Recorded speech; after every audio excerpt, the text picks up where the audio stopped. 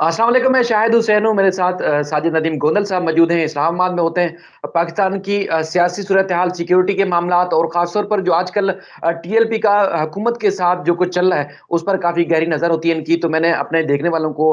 ये सारी चीज़ें समझाने के लिए कि बुनियादी तौर पर मसला कहाँ से पैदा हुआ, क्या पंजाब पुलिस नाकाम हो चुकी है, इसलिए वफाकी हुकूमत ने रेंजर्स को तलब किया है पूरे पंजाब में और ख़ास तौर पर पाक फ़ौज भी आगे मदद को पहुँची है। सारी बुनियादी वजूहात क्या हैं और उसके बाद क्या पंजाब पुलिस इतनी नाकाम हो चुकी है और टीएलपी ताकतवर हो चुकी है या मुद्दा क्या है, वो सारी तफसीलात साजिद नदीम गोदल साहब हमारे सामने रखेंगे। साजिद साहब, ये क्या हो रहा है? आप तो बुनियादी तौर पर बड़े बारीकी से मामलात को जानते हैं।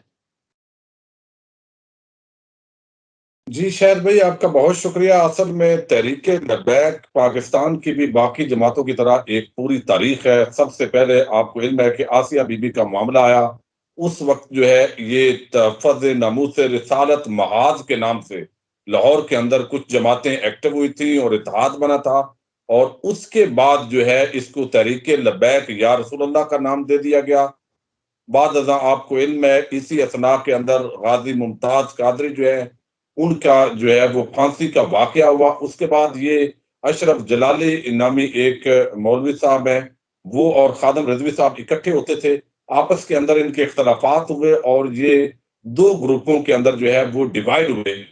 खादम रिजवी साहब की जिंदगी का जो आखिरी धरना है, आपको इल्म है उसी से ये पूरा जो आज वाकयात हो रहे हैं उससे लिंक है। चूंकि उसके अंदर फ्रांस के अंदर जो खाकों की अशात हुई, यकीनी तौर पर ये तौहीन अमेज खाके पूरे आलम इस्लाम के अंदर इस हवाले से गुस्सा पाया गया। लेकिन जिस तरीके से प्राइम मिनिस्टर इमरान खान ने और वफाकी हुकूमत ने आलमी सतह पर कोशिशें की हैं, बदकिस्मती के साथ 57 इस्लामी ममालिक होने के बावजूद उस तरह से बाकी जगहों पर कोशिश नहीं हो सकी। और 57 इस्लामी ममालिक का यानी OIC का इस आम नाज़ुक मसले पर इजलास भी नहीं हुआ, हालांकि हर एक के जाती तजारती मफादात है। अब उस वक्त हुकूमत पाकिस्तान ने एक मुआहदा किया जिसके 4 नुकात आप वाकिफ हैं कि फ्रांसीसी मसनूआत का बाइकाट किया जाए, फ्रांस से अपने सफीर को वापस बुलाया जाए, फ्रांसीसी सफीर को मुल्क बदर किया जाए और तहरीक लब्बैक के जो कारकुनान हैं उनको रिहा किया जाए। लेकिन इसके साथ ही चूंकि मौलाना खादम रिजवी साहब की डेथ हो गई, उसके बाद जो है वो ये सारी जिम्मेदारी जो नए अमीर हैं आफसाद रिजवी जो उनके बेटे हैं उनके कंधों पर आई। और अल्टीमेटली जब इस तरह का माहौल होता है तो तंजीम की तरफ से प्रेशर होता है कि खादम रिजवी जो है वो बड़े एक दबंग आदमी थे, बड़े वो फैसला देते थे जल्दी। लेकिन अब आप ये नए अमीर हैं, पता नहीं कैसे हैं। तो इस तरह की जिम्मेदारियां इनके कंधों पर आई और जब इन्होंने भी एक मरतबा हुकूमत को मोहलत दी और फिर बिल आखिर जो है एक नए धरने की काल दी जा रही थी और उससे कबली 12 अप्रैल को इनको गिरफ्तार कर लिया गया और उस वक्त भी हंगामे हुए, खून खराबा हुआ। ये सारी चीजें बैकग्राउंड के अंदर बताना इसलिए जरूरी है कि हमारे लोग चूंकि हम बहुत जल्दी भूल जाते हैं। अब हुकूमत जो है वो अपनी सतह पर देख रही है, लेकिन जो साद रिजवी के हवाले से अदालती जंग है उसके अंदर तहरीक लब्बैक को बगैर कामयाबी मिली है। यानी इंसदाद दहशतगर्दी की अदालत के अंदर भी, फिर हाई कोर्ट के अंदर भी, फिर रिव्यू बोर्ड जो है उसने भी उनकी जो मजीद एक्सटेंशन है, जो नजरबंदी है उसकी तोसी देने से इनकार किया। फिर जो फेडरल रिव्यू बोर्ड है उसने भी इनकार किया। तो बगैर जो है अब उनका ये कहना है कि जब अदालती महाज पर भी हमें फतह हुई है तो आपने हुकूमत ने क्यों रुकावट पैदा की है। लेकिन हुकूमत का जो अपना एक स्टैंड है वो अपनी तरफ है। आपको इल्म है कि इस वक्त फैटफ के अंदर पाकिस्तान पर जो है वो ग्रे लिस्ट के अंदर पाकिस्तान मौजूद है, उसको नहीं निकाला जा रहा। फिर खास तौर पर चूंकि इस वक्त यूरोपीय जो ममालिक है, यूनियन है, उसका प्रेसिडेंट फ्रांस है और फ्रांस के साथ इन गुस्ताखाना है और फ्रांस के हवाले से स्पेशली तहरीक लब्बैक ने कुछ इस तरह की चूंकि पूरी मुहिम चलाई हुई है, तो इस जमात को एक इंतहा पसंद जमात के तौर पर पूरी दुनिया के अंदर देखा जा रहा है।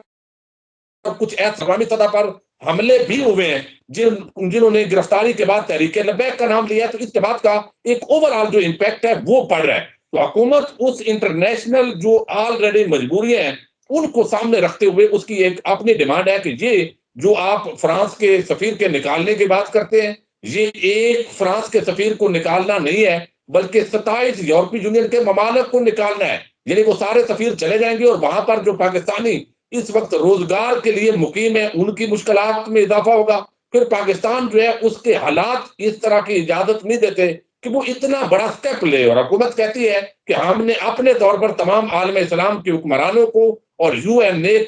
او کے جو ممالک ہیں ان کے سربراہان کو یہ لیٹر لکھا ہے. پرائم منسٹر اقوام متحدہ کے اندر اپنی جو سپیچز ہیں انٹرنیشنل فورم پر اسلامو فوبیا کے حوالے سے، ناموس رسالت کے حوالے سے ہمیشہ یہ بات کر رہے ہیں، تو ہم اپنی جتنی استطاعت ہے اس کے مطابق کر رہے ہیں. اور یہ ایک مطالبے سے اگر پیچھے ہٹ جائیں اور سعد رضوی صاحب کی رہائی بھی ہو سکتی ہے، کارکنان کے مقدمے بھی واپس ہو سکتے ہیں، فورتھ شیڈول کے اندر جو علماء کے نام شامل ہیں وہ بھی واپس ہو سکتے ہیں. اب یہاں سر پر جو تحریک لبیک ہے، جی جی، تحریک میں لبیک کے میں لیے یہ مشکل ہے، چونکہ ان کے ساتھ جو میری بات ہوئی ہے کچھ عام لوگوں سے، ان کا کہنا یہ ہے کہ ہمارا جو اصل پورا معاملہ تھا وہ کہ ہم لیے نکلے، یہ باقی جو ہے وہ تو اسی وجہ سے ہوا ہے. تو اب اگر ہم اس مطالبے سے پیچھے ہٹ جاتے ہیں تو اس کا مطلب ہے ہماری جماعت تو ختم ہو جائے گی، ہمارا جو مقصد ہے وہ ختم ہو جائے گا. تو یہ بیسک ہے تنازع. اب دیکھنا یہ ہے کہ غلط کون ہے، صحیح کون ہے. اب اس کے اندر جو ہے میں ایک بات پر بڑا حیران ہوں، اور یہ آپ بھی اپنے ناظرین کو بتائیے. یعنی اس وقت جو سنجیدہ علماء ہیں، دیکھیے مذاکرات جو ہے وہ یہاں پر کاموں کی یعنی مرید کے اندر انہوں نے 2 دن 3 دن سٹے کیا، آج وہ وہاں سے چلے ہیں. پولیس جو ہے وہ میں نہیں سمجھتا کہ ناکام ہوئی ہے، کیونکہ اب پولیس کے ہاتھ کے اندر آپ جتنا دیں گے، یعنی آپ ان کے ہاتھ کے اندر اگر ڈنڈا ہوگا اور اس کے ساتھ ان کے آنسو گیس کے شیل وہ فائر کر سکتے ہیں، اور گولی وہ اگر نہیں چلا سکتے تو ظاہر ہے وہ ناکامی ہوں گے، چونکہ شہریوں پر گولی چلانا یہ بڑا مشکل کام ہوتا ہے، اور حکومت کے لیے بھی، ریاست کے لیے یہ انتہائی جو ہے وہ میں سمجھتا ہوں مشکل کام ہے. لیکن بہرحال وزیر اعظم عمران خان کا پاکستان پہنچنے کا سعودی عرب سے انتظار کیا گیا، اور اب واضح طور پر یہ صرف حکومت کا فیصلہ نہیں ہے بلکہ ریاستی فیصلہ ہے، جس کے اندر جو ملٹری ہمارے یعنی اسٹیبلشمنٹ ہے وہ بھی باقاعدہ طور پر آن بورڈ ہے، اور ریاستی سطح پر یہ فیصلہ کیا گیا ہے کہ اب اگر یہ اسلام آباد کی طرف آتے ہیں تو ان کو نہیں آنے دیا جائے گا. اور آخری جو لکیر کھینچی گئی ہے، جو ابھی ذرائع کے حوالے سے بتایا گیا، بلکہ 2 وفاقی وزراء نے واضح طور پر اندیا دے دیا ہے آپریشن کا. وفاقی وزیر اطلاعات فواد چودھری صاحب نے اور وزیر داخلہ شیخ رشید صاحب نے لاسٹ نائٹ جو ہے یہ مذاکرات ناکام ہو گئے ہیں. تو اللہ تعالیٰ مہربانی فرمائے. میں تو بہت ہی دعا گو ہوں آپ کی طرح کہ سر کسی ایک صورت کے اندر بھی لچک پیدا ہو اور معاملات بہتر ہوں. ساجد صاحب، میں ایک چیز ایک سمجھنا چاہتا ہوں کہ عدالتی فورم جیسے آپ کو پتا ہے کہ پورا پاکستان چاہتا ہے کہ قانونی فورم پر اگر کوئی جیت جاتا ہے تو پھر اس کو اسی طرح اس کا حق ملنا چاہیے، یعنی کہ انصاف ملنا چاہیے. اب سعد رضوی کی صاحب کے بارے میں جس طرح آپ کہہ رہے ہیں کہ عدالتوں سے وہ جیت چکے ہیں، ہر لحاظ سے ہر محاذ پہ وہ قانونی طور پر جیت چکے ہیں کہ ان کی جو نظر بندی کا جو فیصلہ حکومت کا وہ غیر قانونی ہے اور ان کو رہا کر دینا چاہیے. اگر وہ رہا ہو بھی جاتے ہیں تو پھر آج جو ہو رہا ہے وہ شاید اسی طرح ہوتا، یا ہو سکتا ہے یہ بھی نہ ہوتا. دوسرا ٹی ایل پی کی جانب سے یہ ایک چیز اور بھی سامنے آئی ہے کہ جو سفیر کی واپسی کے حوالے سے جو بات کی تھی، وہ تو حکومت نے اپنے مذاکرات میں خود یہ بات کی تھی کہ ہم یہ پارلیمنٹ میں لے جائیں گے، ہمارا تو یہ مطالبہ ہی نہیں تھا اس طرح کا. تو اس پر آپ کیا کہتے ہیں؟ آپ یوں سمجھ سکتے ہیں کہ اس وقت جو حکومت نے معاہدہ کیا اب وہی ان کے گلے کے اندر پڑ گیا ہے، یعنی اب وہ اس سے یو ٹرن لے رہی ہے حکومت. یہ ایک ریالٹی ہے. لیکن اب جو انہوں نے کیا ہے، اب وہ پہلے ان کو سوچنا چاہیے تھا. ظاہر ہے اب ان کی تو ڈیمانڈ سمپل ہے کہ آپ نے ہمارے ساتھ معاہدہ کیا ہے، ہم یہ نہیں کہہ رہے کہ سفیر کو لازمی نکالیں، آپ پارلیمنٹ کے اندر لے جائیں اور وہاں پر جو جماعتیں اس کے خلاف ووٹ دیں گی وہ ننگی ہو جائیں گی. تو اب یہاں معاملہ یہ ہے کہ اس وقت جو ہے، اس وقت آپ کو علم ہے کہ رینجر جو ہے اس نے ٹیک اوور کر لیا ہے 60 دن کے لیے. آرٹیکل 147 کے تحت ان کو طلب کر لیا ہے پنجاب حکومت نے، اور وفاقی وزیر داخلہ نے اناؤنس کر دیا ہے. اور اس وقت جو ہے تحریک لبیک کا قافلہ آج کی رات کامروں کی جو ہے اس جگہ پر پڑاؤ کیا ہے. تقریباً انہوں نے 15-20 کلومیٹر کا یہ فاصلہ طے کیا، اور اس کی ایک بنیادی وجہ آج دن بھر جو ہے وہ تصادم ہوتا رہا پولیس اور جو مظاہرین ہیں ان کے درمیان. اور باقی اس کی ایک بڑی وجہ یہ ہے کہ اس وقت جو تحریک لبیک کے لوگ ہیں، کیونکہ ان کی مین لیڈرشپ جو ہے وہ اس وقت جیل کے اندر ہے. یعنی سعد رضوی کے علاوہ جو دیگر فاروق الحسن صاحب ہیں، ظہیر الحسن صاحب ہیں،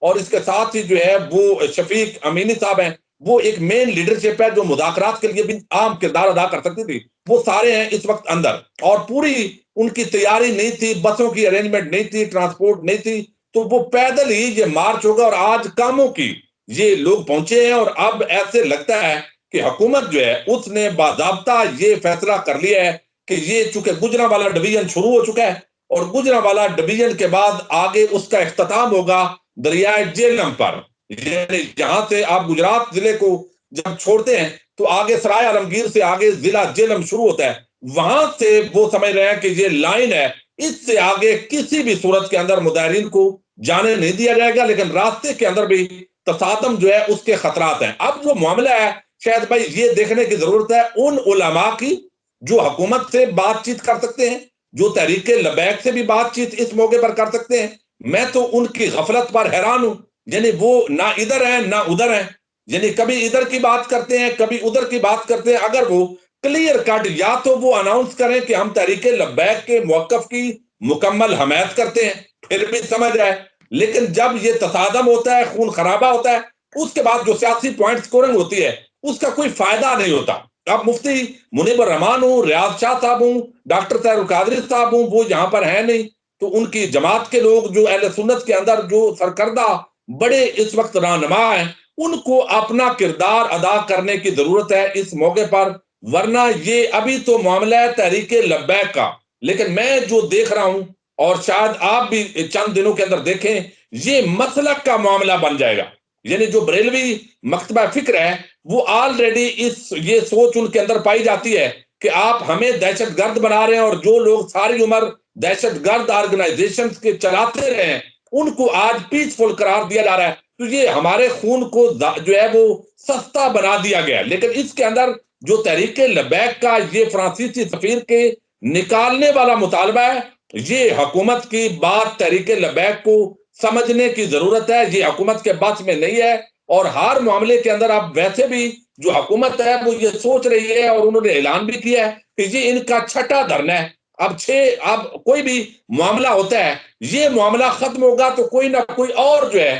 وہ گستاخی کرے گا عالمی سطح پر، کوئی نہ کوئی اور جو مکروہ یعنی بے شرم اور بے حیا قسم کے جو لوگ ہیں، ان کو تو حضور نبی اکرم صلی اللہ علیہ وسلم کی محبت اور تعظیم سے کوئی غرض نہیں ہے، ان کے لیے تو فریڈم آف ایکسپریشن ہے، تو وہ کوئی ایسی گندی حرکت کرے گا تو کل کو کیا ان کے بھی سفیروں کو ہم نکالیں گے، پھر اسی طرح یہاں جو ہے وہ دھرنے ہوں گے۔ تو یہ معاملہ حکومت یہ سمجھتی ہے کہ اس کو پرماننٹ بنیاد پر جو ہے وہ کلوز کیا جائے، لیکن جو ارادے ہیں وہ یقینی طور پر واضح ہو گئے ہیں۔ ایک بڑا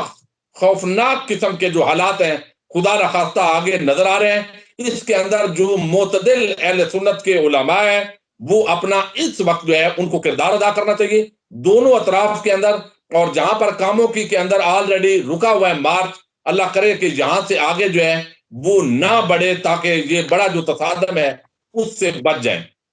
اچھا ایک چیز اور بتائیے گا، جس طرح آپ کہہ رہے ہیں کہ مین لیڈرشپ ٹی ایل پی کی اندر ہے، جیلوں میں بند ہے، تو پھر اتنی بڑی طاقتور اتنی بڑی تعداد میں ٹی ایل پی میں لوگ کیسے ہیں، کون ہیں جو اتنی بڑی طاقت میں آگے آ رہے ہیں؟ اور آپ اب جس طرح کراچی میں بھی اعلان کر دیا گیا ہے کہ احتجاجی مظاہرے اور دھرنے شروع کر دیے گئے ہیں، یہ نہیں کہ پھیلتے جائیں گے پورے ملک میں، اگر وہاں پنجاب میں ایکشن ہوتا ہے رینجرز کا یا فوج ایکشن کرتی ہے ٹی ایل پی کے مین کارکنوں کے اوپر، تو جو بھی شہادتیں ہوں گی ظاہر ہے وہ نقصان تو پاکستان کا ہے، چاہے پولیس کے بھی جوان جاں بحق ہوئے، شہید ہوئے، یا ٹی ایل پی کے کوئی جوانوں کو اگر اس کے رد عمل میں مارے جاتے ہیں تو وہ بھی ظاہر قوم کا نقصان ہے۔ تو اس طرح یہ طاقتور کیسے ہوئے اچانک اور اس طرح چیلنج کرنا شروع کر دیا؟ یہ 2 3 یا 6 مہینے پہلے کی بات ہے؟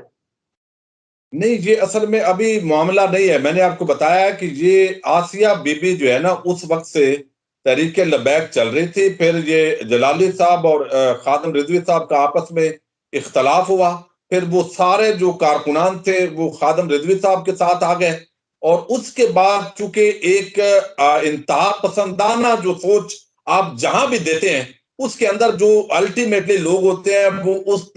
ذہن کے شامل ہو جاتے ہیں۔ اب مسئلہ یہ ہے کہ جب آپ ایمان اور کفر کی ہر معاملے کے اندر بات بنا دیتے ہیں، یعنی جو ہمارے ساتھ ہے ایک ایسا تاثر بنایا جائے جو میرے جو ہے وہ ہم خیال ہے، اس کا مطلب ہے وہ مسلمان ہے، اور جو میری سوچ سے الٹ ہے وہ جو ہے وہ شاید گستاخ بن گیا ہے۔ تو اس طرح کی اپروچ کے اندر بہت بڑا طبقہ جو ہے یعنی پیران کرام کا اور علماء کرام کا وہ انہوں نے اس طریقے سے مہم چلائی ہے ہمارے ان تحریک لبیک کے بھائیوں نے کہ اہل سنت کے اندر وہ مجبور ہو گئے یا خاموش ہو گئے.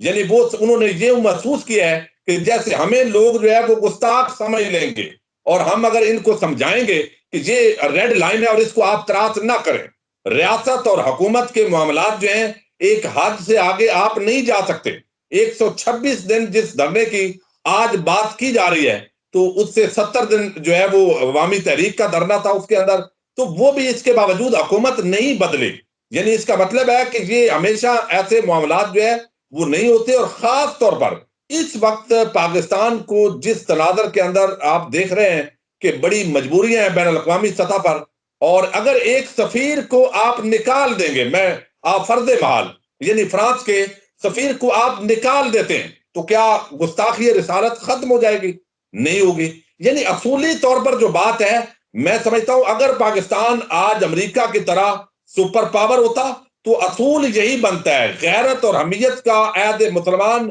یہی جو ہے وہ اصول بنتا ہے. لیکن ہمیں دیکھنا ہے کہ ہم کس پوزیشن کے اندر ہیں. یہ اصل میں حکومت کا جو ہے وہ موقف ہے، اور وہ کہتے ہیں کہ یہ اسلام کی ایک انتہا پسندانہ جو تعبیر ہے، اگر اس کو قبول کر لیا گیا تو آئندہ کوئی بھی جو ہے وہ ایسے کرے گا. اور آج فواد چودھری نے جس طریقے سے، اگرچہ میں ان کی بہت ساری باتوں سے اختلاف کرتا ہوتا ہوں کہ وہ اسلامی مذہب کے حوالے سے عموماً ان کی بھی سیکولر ایکسٹریمسٹ سوچ ہے، لیکن بہرحال انہوں نے ایک حکومتی بیانیہ رکھا ہے کہ ہم نے تحریک القاعدہ جماعت یا داعش اور باقی ٹی ٹی پی سے نپٹا ہے. تو ان کے ساتھ جو ہے، حالانکہ یہ اس صف میں نہیں ہے، انہوں نے اسلحہ نہیں اٹھایا. یعنی ارریگولیرٹی ضرور ہوئی ہے، تشدد ہوا ہے، نہیں ہونا چاہیے. جماعت پر یہ کنٹرول نہیں کر سکے. جو کارکنان ہوتے ہیں اور مجمع کے اندر آج بھی وہ اناؤنس کرتے رہے کہ بھائی ہم پولیس والوں کو مارنے والے ہمارے نہیں ہیں، یہ کوئی ایجنسیوں کے لوگ ہوں گے،